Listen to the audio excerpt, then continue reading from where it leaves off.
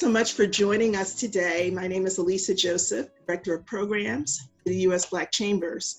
And today's session, I did it, so can you, with Leah Diaz from Girl Cave LA, will be one that inspires you, has you be thinking how you're going to market with your business. And so we're so excited to be able to bring her to you today. We continue to try to stay on top of all of the new developments that are happening during the pandemic and to bring you the kind of information that's going to continue to help you move your business forward. As always, please feel free to send us any questions, any comments that you have to usblackchambers.org/cares-act/. Just fill in the page on the form so that we're able to answer any questions. And I think certainly with this webinar that you're going to hear today, there will be definitely new information that you'll want to ask us about. With that, I'd like to introduce our speaker today, Leah Diaz. Originally from Inglewood, California, business-savvy entrepreneur wears many hats, including co-owning and operating KLC Consultants, a medical staffing company, with her double board certified adult child, an adolescent psychiatrist husband. She is also a proud owner of the Girl Cave Los Angeles, a chain of beauty supplies and lifestyle brands in Los Angeles, which fuels her passion. An entrepreneur, real estate mogul, former model, mother and wife, the mompreneur has been a prominent figure and voice in the community, advocating for women empowerment and realistic beauty in the industry. She is big on empowering women to embrace realistic beauty with confidence, following their dreams, and outgrowth of her social work and philanthropy. Diaz has joined the cast of season 2 of Bravo's hit television show, Married to Medicine Los Angeles, summer 2020. Some of her other businesses include owner of a franchise juice bar, Juice It Up, and she is also a full-time mother of 3. So please join me in welcoming Leah Diaz. Leah, it is so great to see you. Thank you for joining us today. I really appreciate you taking the time out of your day to be with us. Of course. Thank you for having me. Absolutely. So I want to just kind of get us started, just jump right in if you're okay with that. Of course. Reading your bio, there were just so many really interesting things that you're doing. So let's start right before the pandemic. Tell us a little bit about your business history, if you wouldn't mind. So I own a handful of businesses. I own a juice bar in the Boyle Heights area. I own a bar and lounge in the Inglewood area, which is where I grew up in California. And then I own a chain of beauty supply stores called the Girl Cave LA, and that's really where I spend a lot of my time. And it's really just your typical beauty supply store. However, we try to elevate the experience. So my passion comes from creating opportunities in my community. I love that my stores are right around the corner from where I grew up in Inglewood. And I love employing women of color. And so that's really my business sense, and all of that comes from my family. My mom was a business owner. My grandfather was a business owner. So I grew up seeing people start businesses from scratch, grow them, scale them, have successes, have failures. And I started off my career as a social worker, but I just wasn't fulfilled. It wasn't a passion of mine anymore. And I knew that I could create a business because I had been around family members that had done it. And that's where I started. I think that modeling is so important. You know, a lot of times you either really got to have that entrepreneurial spirit like deep inside you, or you've had to have seen somebody do it firsthand to know that you can do it for yourself. Absolutely. So let's talk a little bit about Girl Cave LA. We know that entering the beauty supply business is tough. Why did you want to tackle that industry specifically? You know, for me, I'm such a consumer when it comes to beauty supply products. And I used to go into these stores and I never saw an owner or a retailer that looked like me. And it bothered me because all the consumers were girls like me. They were my friends. They were my sisters, my coworkers. And I understood as a consumer how lucrative this business was. Beauty supply stores, especially in the inner cities, are big business. There's always traffic. You never really see a a slow beauty supply store. So I understood as a consumer that this didn't make sense. Why are all the retailers not Black, but all of the consumers are Black? So that initially piqued my interest. And then I started becoming concerned because I would go into a lot of beauty supply stores and I felt like I wasn't treated like a customer. I felt like I was being watched. I felt like I couldn't bring my bag into the store. That was like a big pet peeve of mine. Like, why can't I could take my purse into Neiman Marcus. Why can't I bring it into, the beauty supply store that's in my neighborhood? So I just wanted to change what that felt like. I didn't like feeling like a consumer that wasn't wanted in the store. I think the sentiments that you're expressing, a lot of us feel that way. And so I really relish the opportunity to talk to you today as a Black-owned business, as a woman-owned business, but particularly one that's serving our community, because I really think it's so important. I know many of us have had that experience. So thank you for the impetus to do this. So, okay, things are going well. You've got some supply stores out there, and now the pandemic hits. So now you go from people who are coming into your store, buy things, right, to everything being shut down, everybody Right. sheltering in place, and that's what's ruling the day. How did that feel, and what did you have to do? So frankly, it was nerve-wracking. Not just as in a selfish way, like as a business owner, but I employed 22 women. And so my first instinct was, oh my God, what am I going to do? And so I panicked. And then after panicking, I realized that this was a huge opportunity because the need was still there. I just had to figure out how to get my consumers and my customers, how do I get them the product without them coming to me? It's so interesting, your story, just watching the Madam C.J. Walker story of a couple of months ago.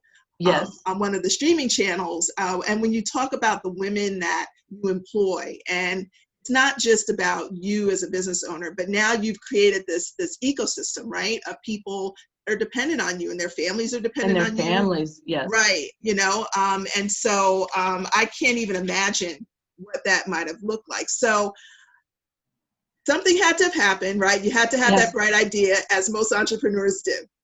Right. So what I realized was, now I'm here and I'm sheltering in place and I try to order things online and there's a 2-week wait or a 3-week wait.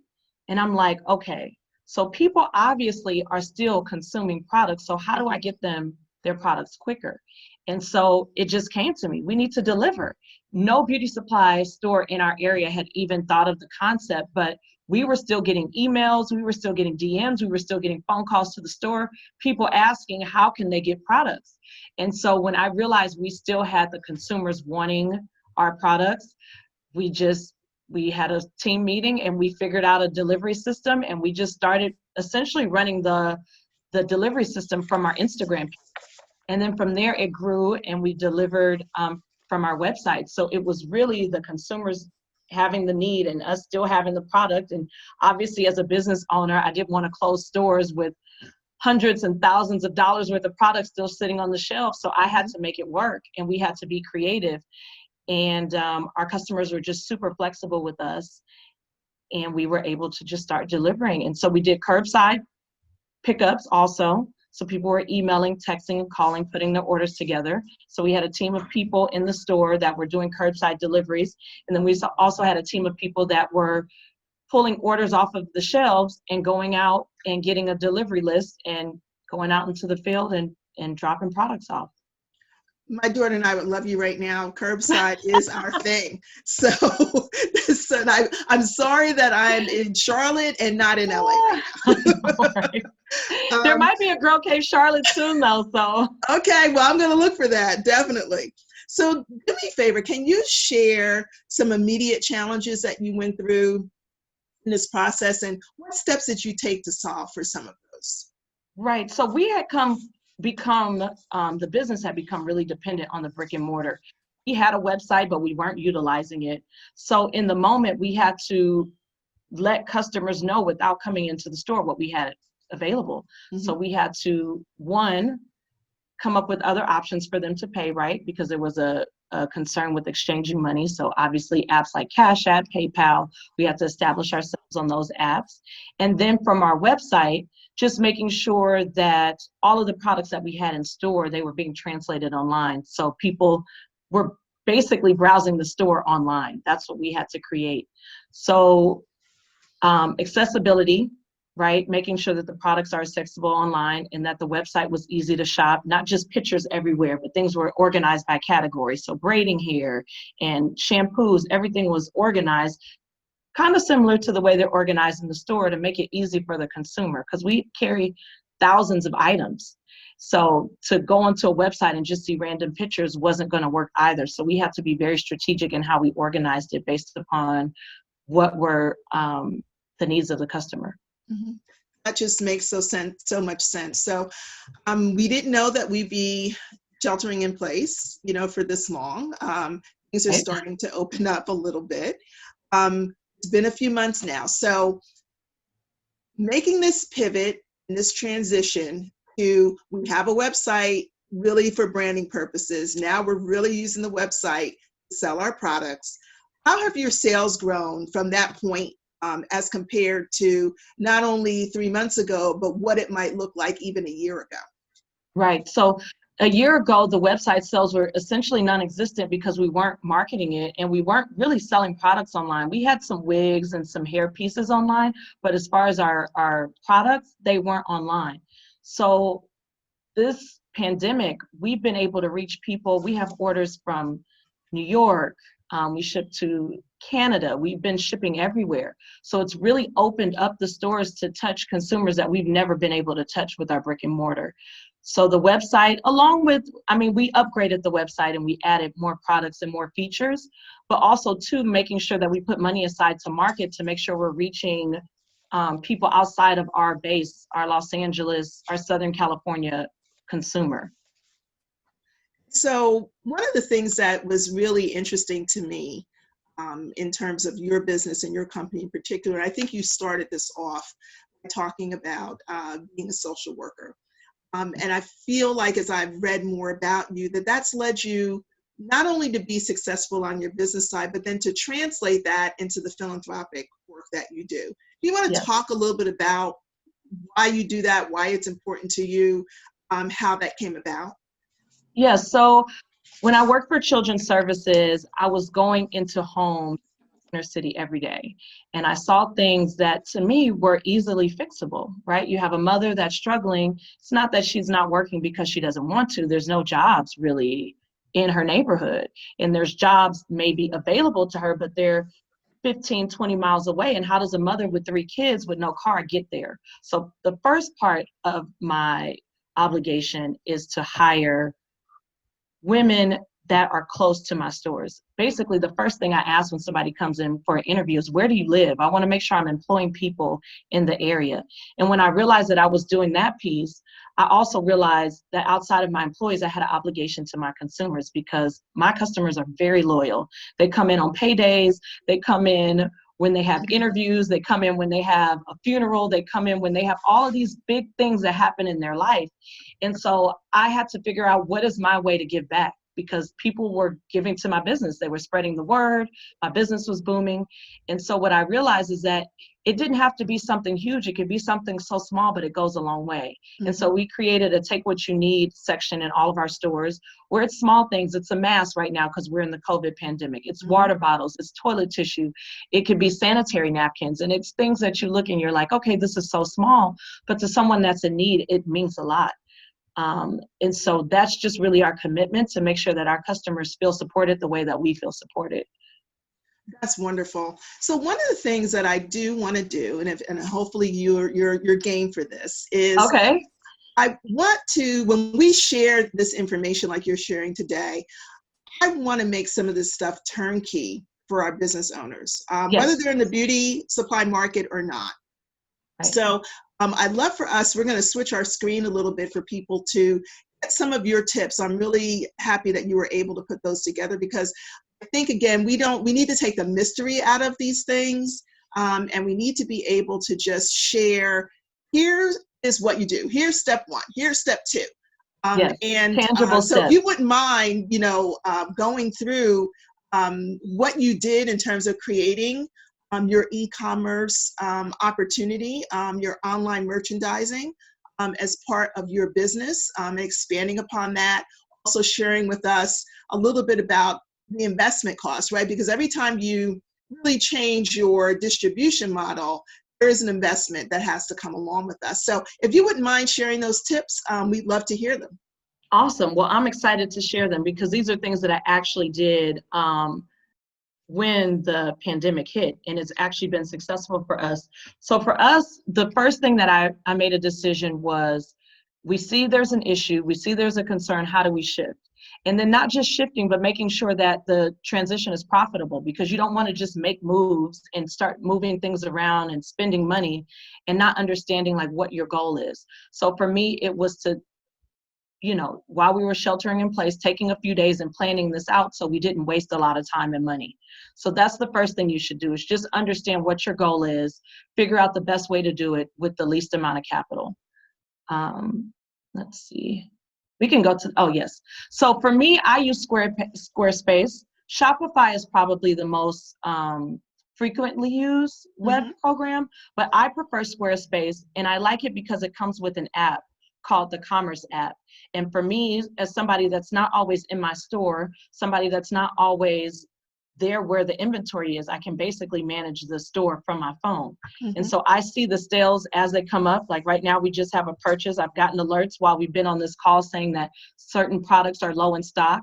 And so I understand what I need to do as far as purchasing. So when you have a website that comes with a full service app, it makes things a lot easier. And then the app is free. You're not paying for the app, you're paying for the website. So I like Squarespace. You can try Shopify, but it's just easier for me to manage it over my phone with an app. So definitely make sure that the app that you select, or the website host that you select, make sure that they have a performance system in place, basically a 24-hour help desk to help you with performance, because if there's a glitch on their host site, people are not going to call Squarespace, they're going to call you as the retailer. So I make sure that if there's any issues with my website with Squarespace, I'm able to call them even if it's 3 o'clock in the morning and say, hey, we're having an issue. And their team is 24 hours there to support. I would kind of advise not to go with building a website from scratch. It's a lot of work, it's tedious. Squarespace, Shopify provide you with platforms, and you just have to plug in your information. So you're not creating a whole website from scratch. So with that, it comes with a team, a support system team. That's, I'm sorry, I lost my last part. Okay. So, and then also too, with Squarespace, it's minimal investments that you can start with. I think the first website is maybe $200 a year. That's for just like a basic website.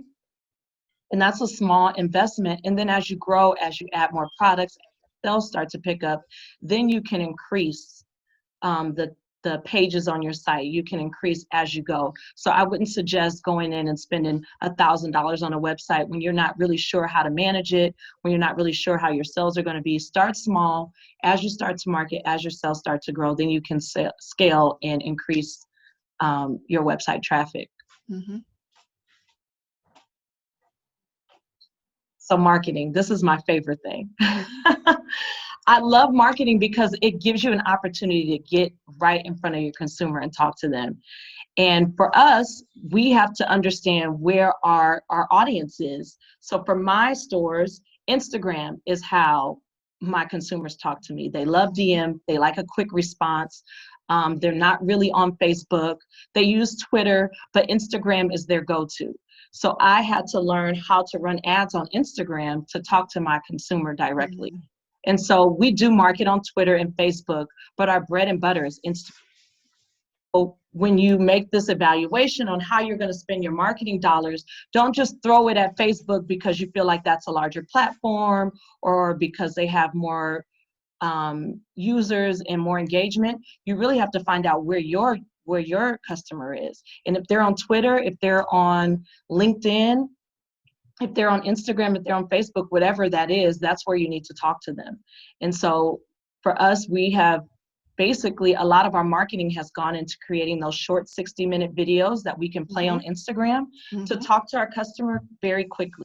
So it's a quick introduction of who we are, what products we offer, and how they're able to order it. And it's that quick in 60 seconds because that's where our consumer is. And also too for Facebook, because we do use Facebook also, it's not our bread and butter. I do like Facebook ads because they allow you to target your audience very specifically. I mean, with Facebook, you can put in your age demographic, you can put in zip codes, you can put in their interests.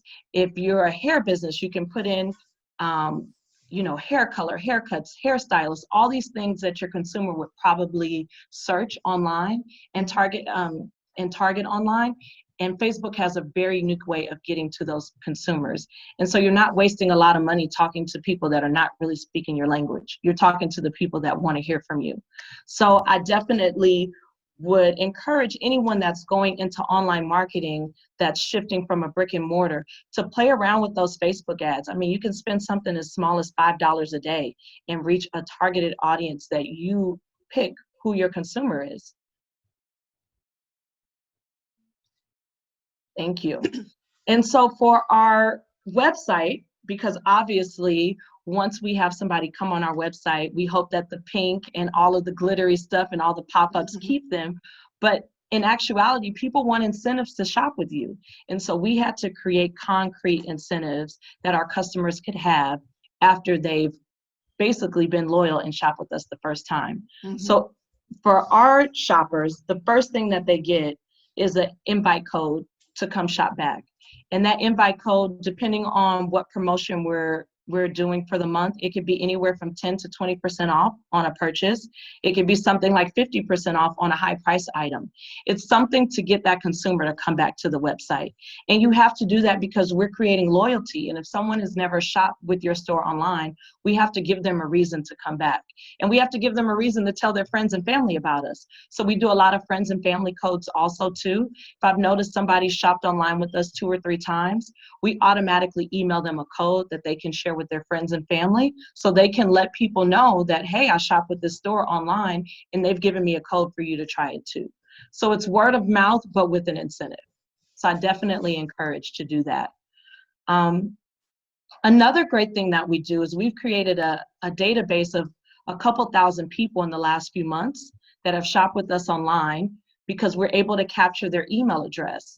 And so this email marketing it can be a little annoying sometimes. When you get all these emails, you sign up for a discount at Sephora or these big box stores, and then they flood you with emails. Well, what I've learned is we don't get a big unsubscription rate is because we talk to our consumers when it's important.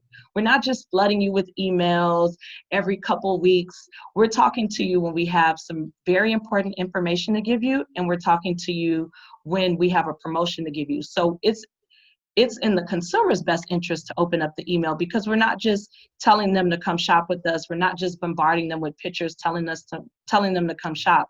We're giving them a reason to come shop. We're telling them that we have new products in store. And because they're a Girl Cave LA Insider, which is our club that we've created online, they get a code and they get a free gift with a purchase, or they'll get 15% off with a purchase over $25. So what it's been for us and what it's been for me is really just creating a loyalty within my existing customers that make them so excited about shopping with us. And in order to do that, we have to give something as the retailer. And we've created this club. It's a frequent shopper club, the Girl Cave LA Insider. And we created so they have incentives. They also have first dibs on if we get a new wig in, they find out first. If we do an in-store event, which we haven't been able to do recently, but let's say, for instance, we did an in-store event with Curls, and it was only, Curls is a hair care line.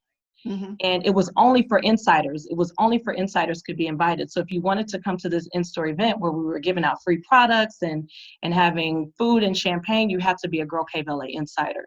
So you have to create a dynamic so your customer feels like, we value them as retailers, but what are we showing them and what are we giving them to show them that we value them? And that's why we created the Girl Cave LA Insider. And once you create that loyalty, people, one, they love it, but then they love to tell people about it. So just creating that dynamic has been really good for us. Yeah, and so that's the slides in a nutshell.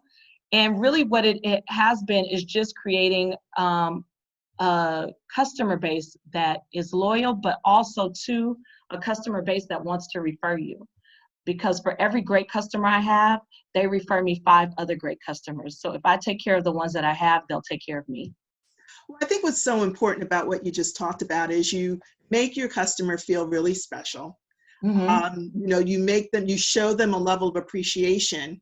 I think has been, that's really so important because, a lot of that we've missed, right, in our other shopping experiences. Absolutely. That we've had. So I think that's just a wonderful way of being able to continue to have people feel like they're still in the store, even when they're not, that you really are so appreciative of their business. And I think it shows with people with return business as part of that. Absolutely. And for me, there's so many stores that people could shop with, right? Like, why the Girl Cave LA? Besides us being a Black-owned business, which is great and awesome, but what are we doing for our customers? Mm-hmm. And so for us, even now that we're opening up our stores again, we still want to maintain that presence online so people that are not here in Los Angeles can still support us and still feel like they're part of this Girl Cave LA thing that's going on here in South LA. Well, I think that's terrific. And I'll be signing up because I certainly want to be part of the Frequent Club. See, it worked already. Oh yeah, I'm signing up like right after we finish. So let me ask you a couple of other questions because there's some things you hit on that I think are really important. And I want to share that with not only our regular business owners, but specifically those who are in the beauty business. So yes. There's obviously a wholesale component to this and a retail component to this. We know that there are many women out there creating their own hair care products that look for opportunities to sell those products in stores.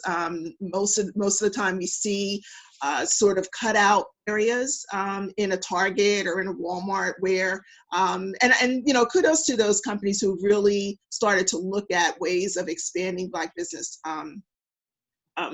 ownership and product development. For you, what does that look like whenever you're looking to bring in brand into your stores? What are the things that you look for on the wholesale side?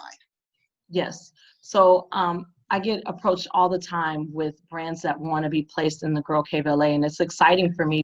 It allows me to give new businesses a platform. Mm-hmm. And so the first thing I look at is the packaging. Does it look great? Is it something that my customer will look at and not see this as like a handmade, homemade product? They want to feel like it's, like it's one of the other brands. So what does the packaging look like? How am I able to market this? Am I able to place it on my shelves and it compete with the other brands that are there? That's the first visual thing that I look at. Mm-hmm. The next thing is I want to know everything about the product. What is it used for? How is it used? Is it for all hair textures? Is it for curly hair textures, kinky hair textures? How do I explain this to my customer and how are they able to use it? Mm-hmm. And then to get down to the nuts and bolts, I want to know the wholesale versus the retail cost, right? So for you, as the person that creates the brand, you obviously are making money because you're selling the product to me, but how do I, as a retailer, recoup my cost and then also make money? So I'm always looking at the wholesale versus retail costs, and does it make sense for me? If I'm only going to make 15% on a product, do I want to carry it in my store? Probably not, because I got to pay an employee to bag the product. I have to buy the bag to put in there, to put the product in, and then I have to buy the register tape to print the receipt on. So if I'm only making 15% on a product, then it might not make sense for me to carry it in my store. But if I'm making 40% on a product, or maybe even 50%, which is amazing, then it makes sense for me to carry the product in my store, because not only am I pushing the product, but I'm also making money off of it. And so a lot of times when people want their products in my store, I think that they miss that part. They miss the part that the retailer has to be incentivized to carry your product. There's really no point. You might as well just sell it yourself. So definitely look at ways that you can help the retailer be incentivized. Just like I incentivize my customers to shop with me as a brand, you have to incentivize me as a retailer to want to buy product from you. And then also too, what are you doing to help me move the product? After I buy it from you, what marketing are you doing on your end? Do you have a social media campaign? Are you going to do an in-store event and invite your customers out and let them know that the product is now carried in the Girl Cave LA? How are we going to partner together to make sure that the product moves, not just one time, but all the time? So those are the main things that we look for. Yeah, I think as we looked at, your presentation in particular, the marketing emphasis that you put on it. So anyone who's coming in and wants to sell their product, I mean, you're going to do everything that you do to market the products that are in your store. It's not a one-way street. You definitely are looking for people that understand marketing themselves and how they're going to continue to move their product even within your store and beyond, so that both are benefiting from the money from the revenue that's being driven by those products. Absolutely. Like you said, it's a two-way street. It's up to me as the retailer, but it's also up to the brand to make sure that the product is moving. One of the things I do want to ask you is how you're doing. We know that this is it's a tumultuous time in our country right now, and we have seen people protest not only across the U.S. but across the world. But we know in the markets that we sit in, you are sitting in LA. How are you feeling? What is that like? How are you able to sort of contribute to this movement? Yeah, so I feel inspired by the movement, but I'm heartbroken about why we're in this space. Right. And so when you watch that video, the George Floyd video, I feel like if that doesn't awaken who you are as a human, it doesn't capture your humanity, something is wrong. So for me, I first reacted as a mother because I have a young son. It was the first thing that crossed my mind. But I'm also proud to just be Black right now. Like I'm always proud to be Black, but I'm just super, super proud right now because I feel like it's not just one generation speaking right now. It's a lot of generations. My dad is out here and he's involved in this whole the Black Lives Matter and decreasing the prison population. Like he's engaged, and my 16-year-old daughter is engaged in this, right? So for me as a mom and as a daughter to see his generation be so involved, my daughter's generation be so involved, it inspires me. And so we've really, as the Girl Cave LA, my franchisee, which is in Compton, we're actually meeting tomorrow because we have always done stuff in the community, but we want to be intentional with what we're giving back right now. Because this is a platform that I've never seen before in my lifetime, and speaking to my dad, he's never seen it in his lifetime. This is a global initiative to make sure that there's change. And I just want to make sure that we're doing the right things and we're informed. So, I mean, I'm just inspired. I just love being a Black girl. It's great to see. I think, everything you're saying, I think is absolutely on point. It has really felt like a collective, generationally. Yes. Which is, I think, the most important. And that there's, just as you were talking about your business model, that there's a new model to be looking at this. And I think that is very awe-inspiring in itself. So, we wish you all the best. I'm so excited about, where your business is going. But even more than that, I'm excited that we will have maybe some additional opportunities to really talk one-on-one or in small groups with businesses in this industry. With you coming back, absolutely, we're going to be planning for that. And really, just as we did today, we gave kind of a broader overview, step by step, but I think step by step is what's really critical. People don't need to, be futzing around trying to figure out how I do this. there's no need for that, right? Well, I think we all Exactly. want to be inspired, but at the end of the day, Cut to you the tell me chase. what step 1, 2, and 3 is, and let me get through that, right? Right. What website did you use and what That's are you using right. now? And does it make you Exactly. money in this Exactly. moment? Yes. Exactly. Mhm. So again, I'm so excited about the fact that we will be doing this. I want everybody to know that Leah will be coming back shortly. We'll let everybody know through our schedule. You all know that on Thursdays, most definitely you can find us. Our goal is to make sure that you have the information that you need to move forward. I do want to show you just quickly, we're going to switch the view a little bit, just to show you that our next seminar, which will be next Thursday, our next webinar, we have joining us Ms. Conroy from Proven Management, as well as Janice Mathis, Esquire, who is the Executive Director of the National Council of Negro Women. It's going to talk to us about leadership resilience. I think if you, as you this today, that Leah took some really changed her mindset from a leadership perspective. This just wasn't about, I've got some brick and mortar and boy, woe is me, what do I do? But she, as a leader, she really had to step up and be able to think about what was best for her company, what was best for her employees, what's happening with her other businesses, what are her revenue drivers, what do they look like? And one of the words she used in this was she was really strategic about how she did it. And so next week, we're going to talk about sort of what those qualities and characteristics and steps are as we think about leadership resilience during this pandemic in particular, and really through this real global phenomenon, right, that's happening across the world, and what its impact is going to be on the Black and African American community, and particularly the Black business community. As always, you know that you can find us at usblackchambers.org/cares-act / for up-to-date information. We've got some new information out there now related to changes in PPP that looks like there's going to be a little, they've relaxed some of the terms that were originally part of that funding. So we want you to make sure that you go there, as well as look at some of the other articles and look at our other on-demand webinars. This one will be on demand as well, so you can visit it and look at it as many times as you like. We will be inviting Leah back for a little bit more one-on-one conversation with our beauty owner, business owners. And so with that, Leah, thank you so much. No, thank you. Part of this, I appreciate you so much. And we thank you all for joining us today. Please be careful. Please be safe. Please, yes. And let's, work together to grow our businesses. Thank you so much for coming today.